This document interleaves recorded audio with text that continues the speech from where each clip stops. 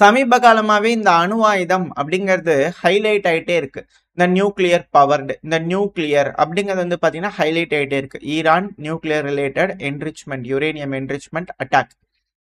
America யூகேவை பாதுகாக்கிறதுக்காக குண்டுகள், அணு ஆயுத குண்டுகள்லாம் கொண்டு வந்து டிப்ளாய் பண்றாங்க பேஸ்ல. இப்படிங்கிற போல செய்திகள்லாம் பார்க்குறோம். இப்ப அது போலவே ரஷ்ய தரப்புல இருந்தும் அது போல செய்திகள் வர ஆரம்பிச்சிருக்கு. ரஷ்யா அவங்களோட புது ballistic missile, nuclear powered ballistic missile சப்மரைனை வந்து பாத்தீங்கன்னா இண்டக்ட் பண்ணிக்கிறாங்க புதுசா நேவில. இதுக்கு ரஷ்ய அதிபரான விளாடிமிர் புட்டின் அவர்களே வந்து பாத்தீங்கன்னா கொடியசைச்சு அந்த சப்மரைன் இண்டக்ட் பண்ணிக்கிறாங்க. இந்த சப்மரைனோட பேரு கெனிசிஸ் பொசாஷ்கி. பேர் கொஞ்சம் கட்டாவது, ரஷ்ய மொழியில இருந்தது. கெனிசிஸ் பொசாஷ்கி. இது வந்து பாத்தீங்கன்னா போர் ஏ ரக சப்மரைன். அதாவது இருக்கலே லேட்டஸ்ட் அட்வான்ஸ்டு ஒரு சப்மரைனை வந்து பாத்தீங்கன்னா ரஷ்யா கமிஷன் பண்ணியிருக்காங்க.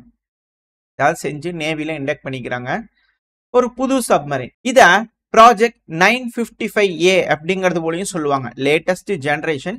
ஸோ அதுதான் இதுல இருக்கக்கூடியது. இதுல ஸ்ட்ராட்டஜிக் நியூக்ளியர் சப்மரைன் அப்படின்னு சொல்லுவாங்க.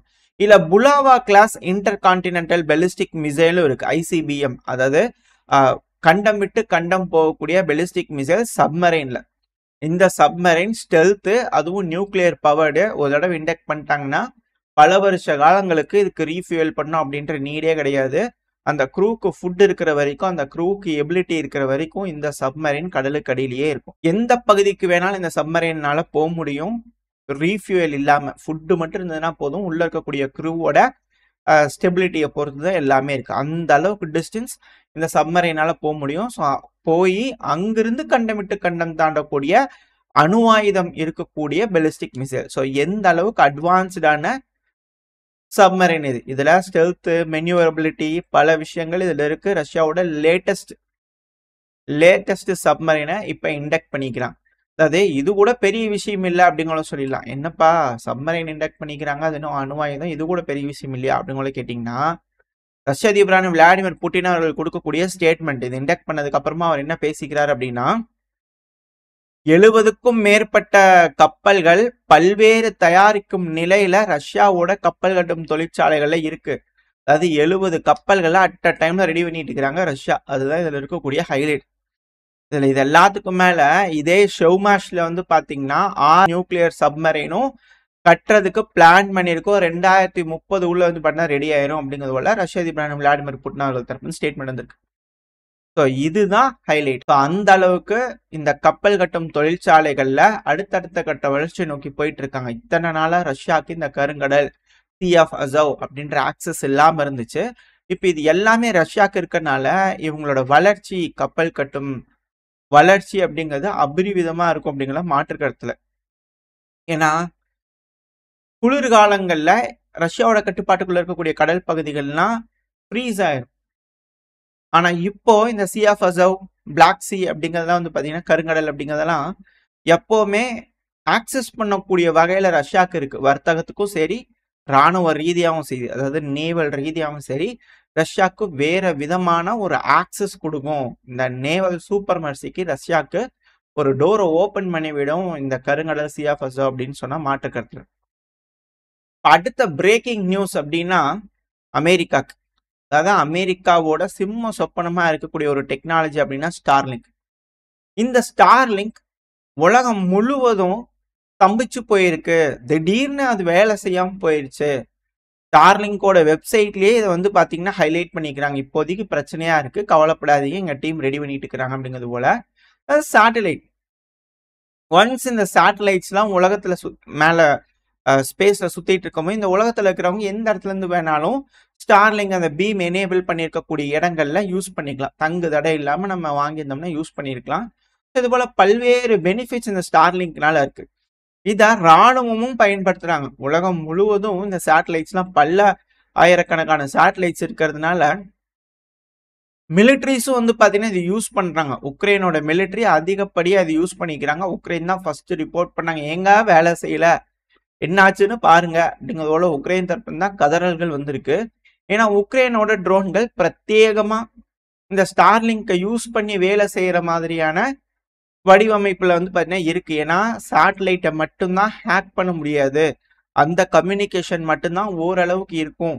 சமீபத்தில் கூட ரஷ்யாக்குள்ள டீப் இன்சைட் ரஷ்யாவில் ஏர் பேசஸ்லாம் அட்டாக் நடந்தது. அது எல்லாத்துக்குமே சேட்டலைட் கனெக்ஷன் இருக்கக்கூடிய ட்ரோன்கள் தான் செஞ்சிருக்கு. இதுக்கு கூட ஃபின்லாண்டு, ஸ்வீடனு, இந்த நார்டிக் கண்ட்ரிஸோட சேட்டலைட்ஸ் யூஸ் பண்ணிக்கிறாங்கன்ற குற்றச்சாட்டுகள் இருந்தது. அது உறுதிப்படுத்தலை, பட் இது போல குற்றச்சாட்டுகள் இருந்துச்சு. ஸோ சேட்டலைட் கம்யூனிகேஷன் இருக்கக்கூடிய ட்ரோன்கள் அதுவும் களத்தில் ஆக்டிவாக ரஷ்ய தரப்பு வந்து அட்டாக் பண்ணிட்டு இருக்காங்க. பல பகுதிகளில் முன்னேறிட்டு இருக்காங்க. இப்போ கூட டொனஸ்க் பயிலாம் முன்னேறி இருக்கிறாங்க. 2 செட்டில்மெண்ட்ஸ் அப்படிங்கிற செய்திகள்லாம் வந்துகிட்டு இருக்கு. அதை நம்ம அடுத்த பயில பார்க்கலாம். ஸோ இப்படி இருக்கக்கூடிய சூழ்நிலையில ஸ்டார்லிங்க் வேலை செய்யல அப்படின்னா எப்படி? ஏன்னா இந்த சி பேபி ட்ரோன்கள், அதாவது நேவலியே நாங்கள் வந்து தடுத்து நிறுத்திட்டோம் கருங்கடல்ல அப்படிங்கிறது போல உக்ரைன் தரப்புலாம் சொல்லிட்டு இருந்தாங்களே, இப்பெல்லாம் வேலை செய்யாதா அப்படிங்கிற கேள்வி இருக்கு. ஒரு நாட்டை நம்பி இருந்தாங்க அப்படின்னா சுவிட்ச் போட்டா வேலை செய்ய, சுவிட்ச் ஆஃப் பண்ண முடிஞ்சிடும் அப்படின்னா என்ன மாதிரியான டெக்னாலஜி இதெல்லாம் அப்படிங்கிற ஒரு கேள்வி இருக்கு. ஸோ இது பதட்டத்தை கிளப்பி இருக்கு. ரெடி பண்ணிக்கிட்டு இருக்காங்க அப்படிங்கிற செய்திகள் வருது. இந்த பதிவை ரெக்கார்ட் பண்ணும்போது வரைக்கும் இப்போ வரைக்கும் ஸ்டார்லிங்க் கனெக்ஷன் ரெடி ஆகல அப்படின்ற ரிசல்ட்ஸ் தான் இருக்கு. ஏதாவது வந்துச்சுன்னா அப்டேட்ஸ் அடுத்த பயில பார்க்க ஆரம்பிக்கலாம். ஆனா இது மேசிவான அட்வான்டேஜ் ரஷ்யாவுக்கு கிடைக்கும். ஏன்னா உளவு வேலை பார்க்கக்கூடிய ட்ரோன்கள்லாம் ஃப்ரண்ட் களத்துல வந்து பாத்தீங்கன்னா டீப்பா ரஷ்யாக்குள்ள போய் தேடிட்டு இருக்கும்போது ஒரு டீட்டெயில்ஸே இல்லை, சேட்டலைட் கம்யூனிகேஷன் இல்லைங்கும் போது இந்த ரிகானிசான் ட்ரோன்கள்லாம் வேலை செய்யாது. அப்படி வேலை செய்யலை அப்படின்னா களத்தில் ரஷ்யா பெருமளவில் ஆளுங்களை சேர்த்தி முன்களத்தில் வந்து பார்த்தீங்கன்னா அட்டாக் பண்ண ஆரம்பிச்சிருவாங்க. அது தெரியாது உக்ரைனியன்ஸுக்கு. இது எல்லாமே டிராபேக்காக போயிட்டு இருக்கு. உக்ரைன் தாங்கிட்டு இருக்கக்கூடிய ட்ரோனை யூஸ் பண்ணி அட்டாக்கும் பண்ண முடியாது. கேபிள் ட்ரோன்கள், ஒயர்லெஸ் ட்ரோன்கள் யூஸ் பண்ணலாம். ஒயர்லெஸ் ட்ரோன்களாக சப்ரஸ் ஆயிரும். கேபிள் ட்ரோன்களை யூஸ் பண்ணலாம். ஆனால் அந்த அளவுக்கு குவாலிட்டி, குவான்டிட்டி உக்ரைன் கிட்ட இருக்கா அப்படிங்கறத இங்க இருக்கக்கூடிய கேள்வி. வெயிட் பண்ணி பார்ப்போம். இந்த ஸ்டார்லிங்க் பேன், அதாவது ஸ்டார்லிங்க் கெட்டு போனதுனால எந்த அளவுக்கு உக்ரைன் பாதிப்படைகிறாங்கன்றதை பொறுத்து தான் இந்த உலகம் அமெரிக்காவோட ஆயுதங்கள், அமெரிக்காவோட தொழில்நுட்பங்களை நம்புதா இல்லையாங்கிறது எல்லாமே இருக்கு. அது மட்டும் கிடையாது, இந்த ஸ்டார்லிங்க்கு வேற யாராவது ஒருத்தங்க இதை ஹேக் பண்ணிட்டாங்கன்னு கையை காமிச்சாங்க அப்படின்னா அந்த நாட்டு மேல தாக்குதல் நடக்குமா? ஸோ வெயிட் பண்ணி பார்ப்போம் யார் மேலே கையை காட்ட போகிறாங்க இந்த அமெரிக்கா அப்படிங்கிறது போல. இல்லை எலான் மஸ்க் அவர்களோட இந்த ஸ்டார்லிங்க் வேலை செய்யலினா நம்ம என்ன செய்யலாங்கிறதுக்காக ட்ரம்ப் அவர்கள் யோசிக்கிறாரா அப்படின்ற கண்ணோட்டத்திலையும் பலரும் யோசிச்சுட்டு இருக்காங்க. எது எப்படியோ இப்போ மேற்கு மீடியாக்கள்லாம் ஒரு வகையான மாற்றம், மன மாற்றம் அப்படிங்கிறது தெரிய வருது. உக்ரைனோட அதிபரான ஜெலன்ஸ்கி அவர்களோட வகை வகையான போட்டோ, வீரம் மிகுந்த போட்டோ, கவலையான போட்டோக்கள், கவர் பேஜ் எல்லாம் போட்டு நம்ம பார்த்துருப்போம். இப்போ அதுவும் யூகேவோட நிறுவனங்கள் டெலகிராஃப்லாம் சொல்லுவாங்க இல்லையா, ஸோ இவங்கெல்லாம் வந்து பார்த்தீங்கன்னா ஜெலன்ஸ்கி பதவியை விட்டு கொஞ்சம் கீழே இறங்கணும், அதுதான் உக்ரைனுக்கு நல்லது அப்படிங்கிறது போல எல்லாம் இப்போ கவர் பேஜ் வர ஆரம்பிச்சிச்சு. அடடா என்ன ஒரு ஆச்சரியம் அப்படிங்கிறது போலாம் வந்து பார்த்தீங்கன்னா வருது. ஆனால் இப்படி இருக்கும் சூழ்நிலையில உக்ரைன்ல பயங்கரமான ப்ரொட்டஸ்ட் நடந்துட்டு இருக்கு. இந்த ப்ரொட்டஸ்ட்ல உக்ரைன்ல ஆளுகின்ற அரசாங்கத்தோட எம்பி இருப்பாங்க இல்லையா, அவங்களும் பார்ட்டிசிபேட் பண்றாங்க. இப்ப அதுல சில நபர்கள்ல குறிப்பா ஹைலைட் பண்ண அப்படின்னா மரியா பெசுக்லியா அவர்கள், உக்ரைனோட தங்கத்தாய், தெய்வத்தாய்ன்றது போல நம்ம சேனல்ல சொல்லிட்டு இருக்கோம். பல செய்திகள் இவங்க தரப்புல இருந்து வரும், நம்ம அதெல்லாம் பார்த்துக்கிட்டு இருக்கோம். இப்ப இவங்க என்ன பண்ணிக்கிறாங்க, அந்த ப்ரொட்டஸ்ட்ல வந்து கலந்துக்கிட்டு சிரிஸ்கிய பதவி விலக வைங்க அப்படிங்கிறது போல பதாகைகளை ஏந்திட்டு அங்க நின்றுட்டு ப்ரொட்டஸ்ட் பண்ணிக்கிறாங்க. அங்க இருக்கக்கூடிய போராளி ப்ரொட்டஸ்ட் பண்ணிட்டு இருக்கிறவங்கள என்ன செஞ்சுக்கிறாங்க, அம்மா கொஞ்சம் வெளியே போயிருங்க, உங்களுக்கு இதுக்கு சம்மந்தம் இல்லை, நீங்க தான் இந்த ப்ரொட்டஸ்ட் ஆரம்பிக்கிறதுக்கு நீங்களும் ஒரு உணர்ந்ததான், நீங்களும் ஆமா இந்த என்ஏபியோ இந்த அமைப்பெல்லாம் வந்து பார்த்தீங்கன்னா ஆன்டி கரப்ஷன் அமைப்பெல்லாம் வந்து பார்த்தீங்கன்னா தூக்கிடலாம் அப்படிங்கிறதுக்காக ஆமான்னு ஓட்டு போட்டு இப்போ அதே ப்ரொட்டஸ்ட்டுக்கு வந்து நின்று மக்களோட மக்களாக நின்று ப்ரொட்டஸ்ட் பண்ணிட்டு இருக்காதீங்க, வம்பாயிரம் தயவு செஞ்சு கிளம்பிடுங்க அப்படிங்கிற துரத்தி விட்டுருந்துருக்குறாங்க இந்த அம்மா. ஸோ இது போல உக்ரைனோட எம்பிக்கள் ஆதரவாக ஓட்டு போட்டு அவங்களே வந்து ப்ரொட்டஸ்ட் பண்றாங்களே, அடடே ஆச்சரியக்குரிய அப்படிங்கிறது போல இருக்கு. இது இன்னொரு மெயினான மூமெண்ட். ஜெலன்ஸ்கி அவர்களை பதவி விலக வைக்கிறதுக்கு வைக்கிற மாதிரி பண்ணிட்டு திரும்பியும் ஜெலன்ஸ்கி போலவே ஒன்று ஜெலன்ஸ்கி 2.0 அப்படின்னு யாராவது கொண்டு வந்து நிப்பாட்டிடுவாங்களா அப்படிங்கிற கேள்விகள் வருது. ஸோ வெயிட் பண்ணி பார்ப்போம் என்ன நடக்க போகுது. இதுக்கப்புறம் மரியா பெசுக்லியா அவர்கள் என்ன மாதிரியான முடிவுகள் எடுக்க போறாங்க.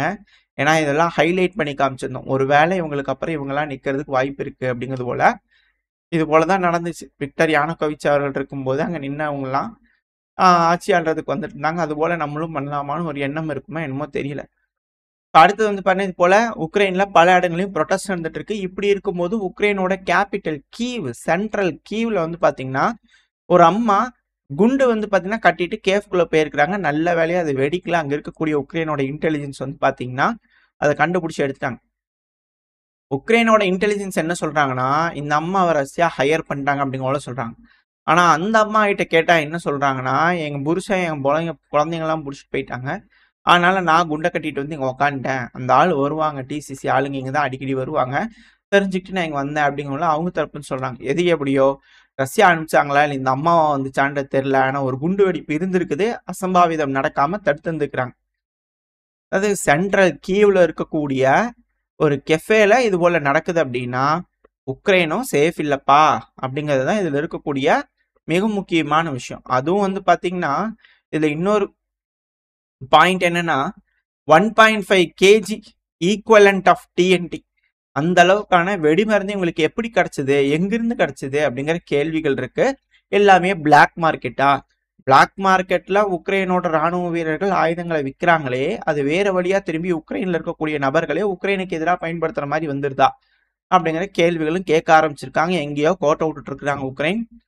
ஏதோ ஒரு பக்கத்துல பிரச்சனை ஆகுது அப்படிங்கும்போது மிக பெருமளவுல அதிர்வலைகளை ஏற்படுத்தும். இது உக்ரைன் எப்படி சமாளிக்க போறாங்கன்றதை பார்த்துக்கலாம். இந்த ரஷ்யா உக்ரைன் பிரச்சனையை பொறுத்த வரைக்கும் ஒரு சில செய்திகள் இந்த பெயரில் நம்ம பார்த்துருப்போம். இந்த பதிவு எப்படி இருந்துச்சு, உங்களுக்கு பிடிச்சிருக்கா? பிடிச்சிருந்தா லைக் பண்ணி உங்க ஃப்ரெண்ட்ஸ் நம்மளோட ஷேர் பண்ணிக்கோங்க. அது கூட மறக்காம இந்த பதிவை பத்தி உங்களோட கருத்துக்களை கமெண்ட் செக்ஷன்ல சொல்லுங்க. இந்த பதிவு நல்லா இருக்கும்னு நம்பிக்கையில் அடுத்த பேர் உங்க சந்திக்கிற. Stay safe. பை.